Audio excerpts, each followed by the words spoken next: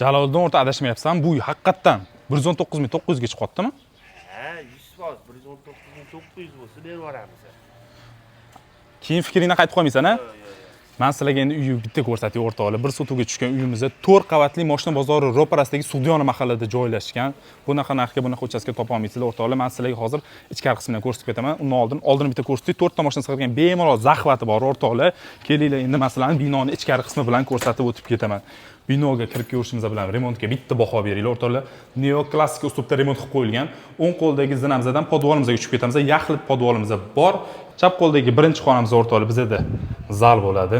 Ko'chaga qaragan o'zining oynalariga ega va ikkinchi xonamiz oshxona. Oshxonaga ham kuxonniy mebellarigacha qo'yib beraman deyishyapti quruvchi okalarimiz. Va birinchi qavatdagi oxirgi xonamiz o'rtoqlar yosh kattalar uchun yotoqxona bo'ladi. Orqa hovliga qaragan o'zining eshiklari ham bor.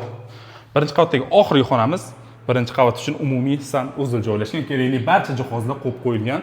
Kelinglar endi masalan ikkinchi qavat bilan tanishtirib chiqaman. Ikkinchi qavatga chiqishimiz bilan o'rtoqlar ko'rishinglar mumkin. Birinchi xonamiz bizda spalniy bo'ladi. Ko'rib turganingizdek ko'chaga qaragan o'zining oynasi bor. Keyingi xonamiz bu ham spalniy bo'ladi o'rtoqlar. Orqa hovliga qaragan o'zining oynasiga ega. Bu yerda yana bitta spalniy joylashgan. Ikkinchi qavatdagi 3-spalniyimiz.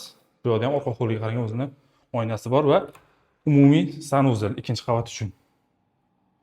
Endi ketdi, men sizlarga 3-qavatni ko'rsataman. Mana o'rtoqlar 3-qavatga ham chiqib oldik. 3-qavatdan bitta remontimizga yana bitta baho berishni so'rab qolaman. Kattagan lyustra va zinamzani qaranglar o'rtoqlar, chiroyliligini.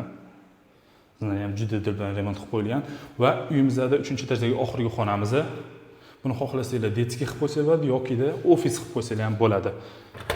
Va ochiq terrasamiz o'rtoqlar. Terrasani qaranglar. Uyimizdan har bitta qarchidan samarali foydalanilgan. Yozgi oshxonamiz ham terrasada joylashgan o'rtoqlar. Bu yerda tapchan, stullarni qo'yib qo'yib, yozgi oshxonada ovqatlarni tayyorlab o'tirasizlar. Uyimizda aytayotgandek Sug'diyona mahallada joylashgan, Sergeli tumani mashina bozori ro'parasidagi mahalla. Bitta dona qolgan 4 qavatli binomiz 200 kvadratdan oshiq yashash maydoniga ega. Ulgurib qo'yilgan narxi aytayotganimizdek $119.900 chiqyapti o'rtoqlar. Srochniga bosib yuboradigan joyi. Uy egalari nomeri har doimgidek opsiyada bemalol aloqaga chiqsanglar bo'ladi.